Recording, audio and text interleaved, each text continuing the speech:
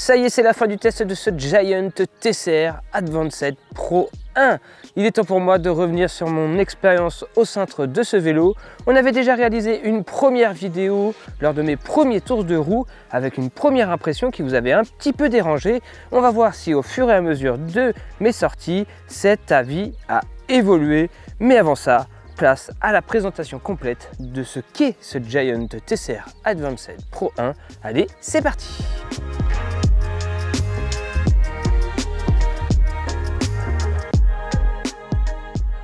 Le Giant Advanced Pro 1, c'est la 9e génération de TCR. Il faut savoir que le TCR traverse l'histoire. C'est un vélo mythique qui a su évoluer avec son temps, mais on va le voir qui a toujours ce petit cran de retard sur ce qu'est la mode actuelle dans le vélo. On se retrouve alors avec la version Advanced Pro 1. Ça veut dire qu'on est en présence ici d'un carbone légèrement de moins bonne qualité que le Advanced SL qui est le haut de gamme et que ce vélo est équipé d'un groupe électrique, le Shimano 105 Di2. D'ailleurs, on ne va pas revenir en détail sur ce Shimano 105 Di2 parce que aussi j'ai réalisé une vidéo complète sur cette transmission. Donc je vous invite à cliquer en haut à droite de l'écran si vous l'avez loupé aussi.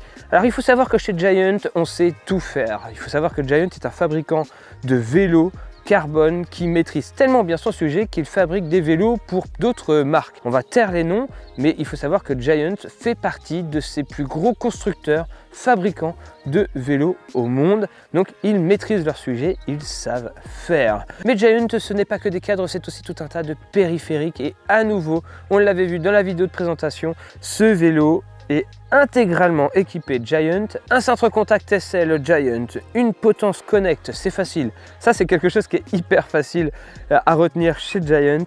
Tout ce qui permet la connexion entre deux éléments, ça s'appelle Connect. Et tout ce qui est en contact avec nous, au niveau des mains, ça s'appelle Contact.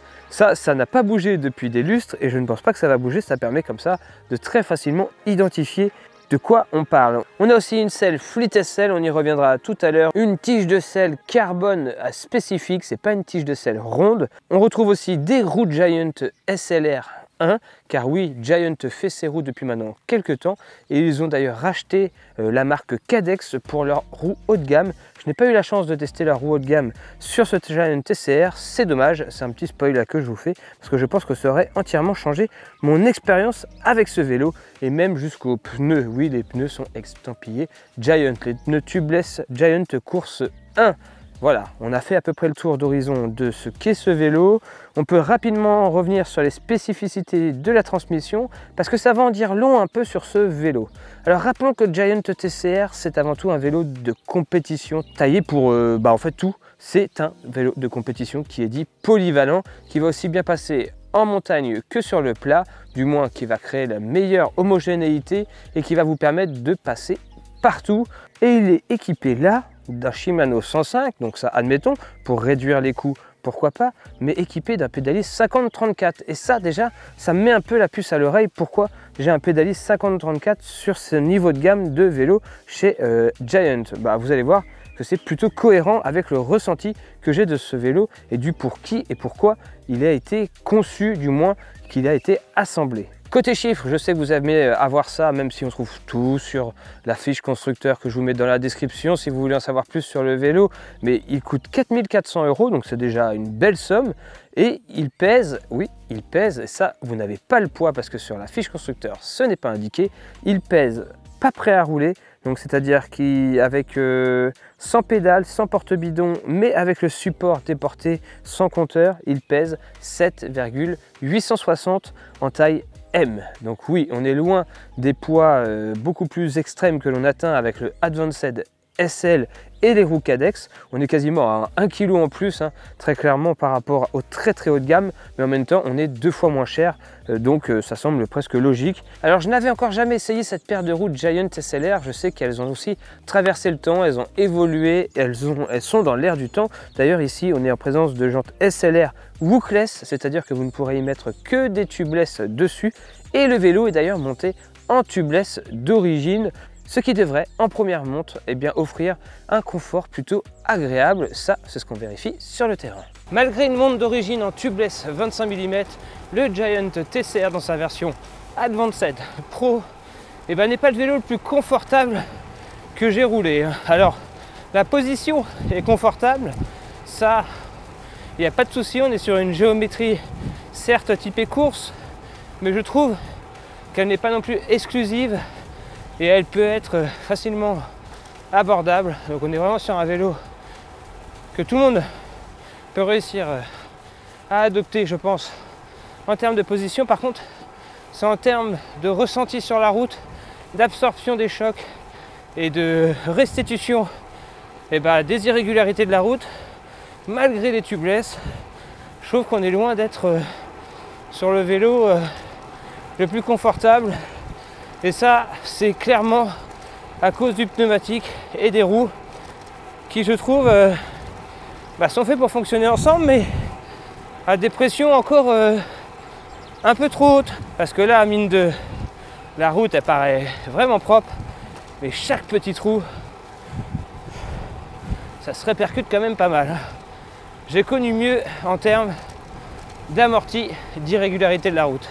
Et oui, le confort n'a pas l'air sans fort, mais ils ont quand même, avec cette nouvelle génération de Giant, élargi les passages de roues, que ce soit à l'avant et à l'arrière, nous donnant la capacité d'élargir nos pneus, de passer du 28, voire même du 32. Donc ça permettrait peut-être de gagner un peu plus de confort, c'est-à-dire descendre un peu en pression avec des pneus un peu plus larges, qui aura un meilleur amorti des vibrations et des irrégularités sur la route, et ainsi avoir un vélo un poil plus doux. Alors ce vélo profite quand même d'une extrêmement bonne finition. Giant sait faire des vélos, sait bien les faire, je vous l'ai dit tout à l'heure, et les quelques petits détails de finition le prouvent, comme par exemple le serrage invisible qui se trouve juste ici avec le petit caoutchouc qui ne bouge pas d'un poil, c'est hyper discret, ça marche très bien. Ou encore, c'est vrai, j'avais dit une bêtise dans la première vidéo, le support, donc merci à tous de m'avoir dit que je me t'ai trompé, mais le support déporté à l'avant qui peut être réglé grâce à deux petites vis qu'on vient dévisser. On peut alors l'étendre ou on peut alors l'allonger ou alors le réduire pour s'adapter à la taille de votre compteur et ainsi s'adapter à toutes les tailles de compteur. Donc ça, j'avais dit une petite bêtise dans la première vidéo et c'est aussi à ça que servent les commentaires. Donc merci à tous d'être vigilants sur ce que je dis, de me reprendre, ça me permet comme ça de délivrer la bonne information dans la vidéo qui arrive juste après. Je le disais tout à l'heure, ce vélo a pour moi un petit train de retard. Oui, ce vélo est encore avec des câbles apparents à l'avant. Alors pour beaucoup, ça ne vous dérange pas, mais pour moi qui teste beaucoup de vélos, c'est vrai que ça fait un peu bizarre. Une fois qu'on est sur le vélo, on a l'impression d'avoir un cintre un peu à l'ancienne, une potence un peu à l'ancienne et des câbles, ce qui rend vraiment la sensation d'être un peu sur un vélo à l'ancienne. Alors oui, ça a le mérite de faciliter la maintenance, de pouvoir mettre n'importe quelle potence, n'importe quel cintre et donc de venir modifier le vélo à votre guise. Encore une fois, faudra payer en plus si vous voulez vraiment avoir vos propres périphériques. Mais bon, je sais pas.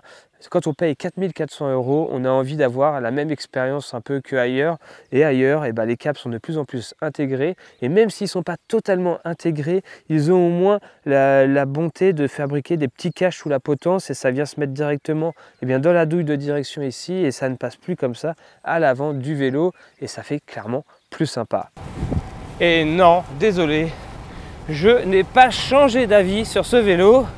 Les tests que j'ai pu en faire jusqu'à ma dernière vidéo, c'est que ce vélo, une fois que vous allez commencer à mettre des watts dedans, le couple pneu-jante ne réagit pas comme il faut et ne vous rend pas autant performant que vous ne devriez être. Ce vélo au train, vous pédalez souple, il a un très bon feeling, il s'emmène très bien et vous pourrez aisément l'emmener où vous le souhaitez.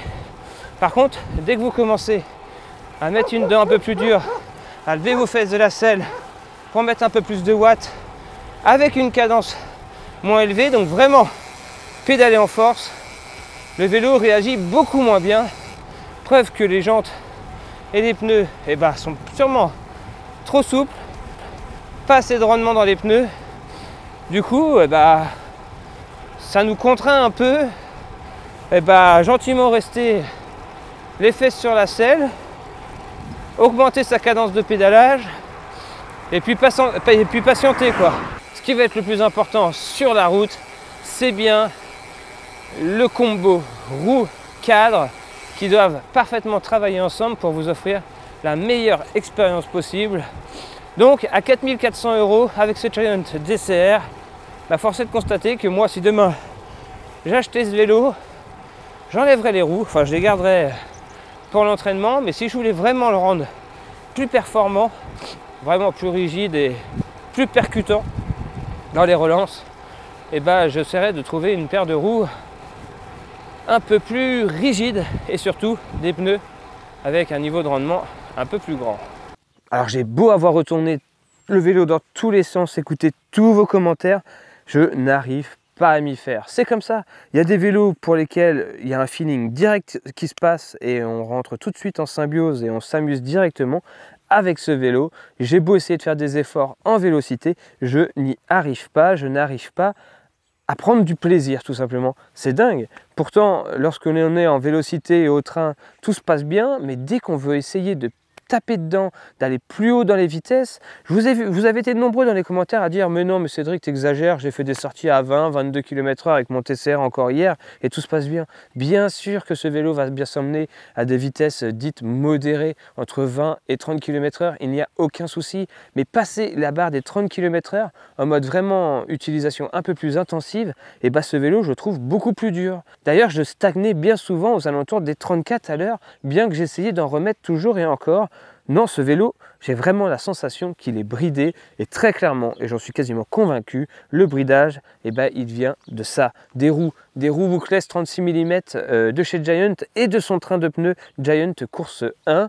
Ça n'a pas un bon rendement, ça n'a pas un bon confort, et en plus de ça, je suis sûr que c'est un poil trop souple qui fait que dès qu'on commence à pédaler en force, comme je le disais tout à l'heure sur la route, on a l'impression que nos watts s'évaporent un peu et ne sont pas du tout efficaces et on ne gagne en rien en efficacité et c'est ultra frustrant. Du coup on reste assis sur la selle, on pédale, on attend, puis on finit sa sortie comme ça sans trop avoir de très bonnes sensations. Et sur toutes mes sorties que j'ai pu réaliser avec ce vélo, qu'importe si ça montait, si ça descendait, si c'était plat, j'avais cette sensation de ne pas pouvoir clairement, totalement exploiter le cadre TCR et le pourquoi il a été conçu. Alors oui, il faut remettre en face le prix, ce vélo ne coûte que...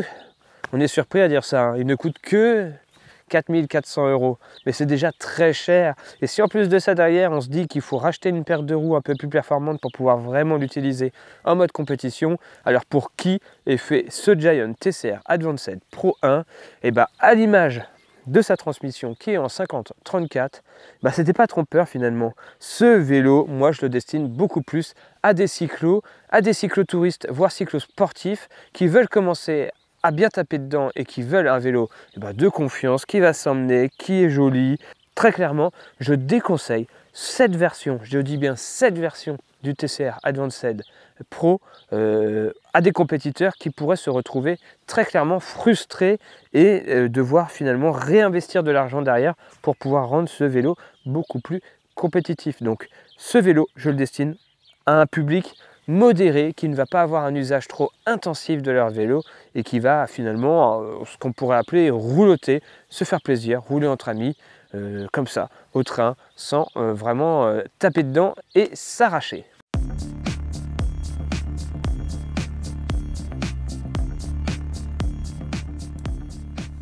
Vous l'aurez compris, dans cette version et à ce prix, vous n'aurez pas accès au Giant TCR tel qu'on l'imagine, incisif et compétitif à 100%. Compromis oblige pour entrer dans un budget plus serré. Mais ce vélo est une excellente base et sera vous accompagner dans votre évolution du vélo en changeant intelligemment quelques pièces au fur et à mesure du temps. Dans cette configuration, vous avez accès à un vélo fiable, en DI2 et freinage à disque, de quoi rentrer dans le monde moderne du cyclisme très largement et avec confiance. Allez, à vous de me dire dans les commentaires ce que vous pensez de cette version du Giant TCR. Et nous, on se dit à très bientôt pour une prochaine vidéo sur la chaîne NCT, la chaîne du vélo. D'ici là, comme toujours, portez-vous bien. Ciao, bye!